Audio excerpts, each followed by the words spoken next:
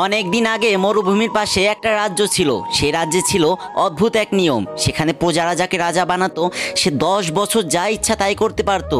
তাকে কারো কাছে কোনো প্রকার জবাবদিহি করা লাগতো না। কিন্তু 10 বছর শেষ হয়ে গেলে তাকে পাশের মরুভূমিতে রেখে আসা হতো।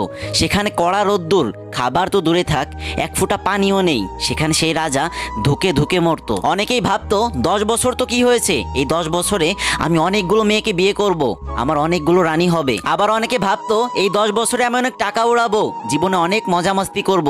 আর এসব উল্টো পাল্টা ভেবেই যে রাজা হতো, 10 বছর পরে প্রজারা তাকে সেই মরুভূমি নামক মৃত্যুপুরীতে রেখে আসতো। শুধু রেখেই আসতো না, এমন ব্যবস্থা করতো সেই রাজার সেই মরুভূমি থেকে কোনোদিন বের হতে পারতো না। এভাবে অনেক বছর কেটে গেল, কিন্তু এখন আর কেউ সেই রাজ্যের রাজা হতে চায় না, সবাই ভয় পায়। এটা নিয়ে প্রজারা প্রচুর দুশ্চিন্তায় পড়ে গেল। অনেক খোঁজার পরে এমন একটা লোক পাওয়া গেল যে কিনা সমস্ত শর্ত জানার পরও স্ব ইচ্ছায় সেই রাজ্যের রাজা হতে চায়। সবাই তো মহা খুশি, কিন্তু অদ্ভুত বিষয় হচ্ছে আগের রাজারা যেভাবে টাকা উড়াতো আর মজামাস্তি করতো, কিন্তু এই রাজা মোটেও তা করতো না।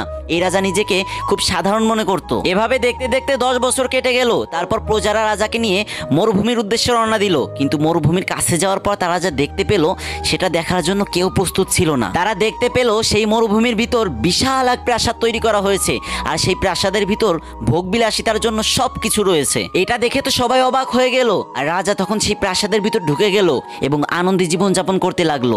এই ভিডিওর শিক্ষণীয় বিষয় হচ্ছে এটাই, মনে করেন আপনি রাজা আর মরুভূমিটা হচ্ছে আপনার কবর, আর প্রজারা তো হচ্ছে ওই সমস্ত লোকজন যারা আপনার মৃত্যুর পর আপনাকে কবরে নিয়ে রেখে আসবে। এখন আপনিই ভাবেন, আপনি ভালো কাজ করে মরুভূমিকে অর্থাৎ কবরকে জান্নাত বানাবেন নাকি জাহান্নাম বানাবেন। হে আল্লাহ, আমরা যেন জীবনে এমন কাজ করতে পারি যেন মৃত্যুর পরে আমাদের কবরটা জান্নাতের টুকরা হয়ে যায়। আমিন।